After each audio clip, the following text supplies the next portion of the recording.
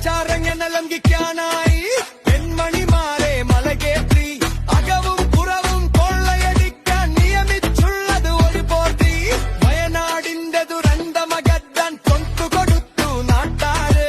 കോടികളേറെ തട്ടിപ്പാക്കി കൊണ്ട് വളർത്തിയ വന്മാര്. ആശാവർക്കര റോട്ടിലിറക്കിയ ഭരണക്കാരന്മാരപ്പ. അക്രമ ഭരണവും അഴിമതി ശരണവും കാരണഭൂതം അവരപ്പ. കപടതയുള്ളൊരു സർക്കാർ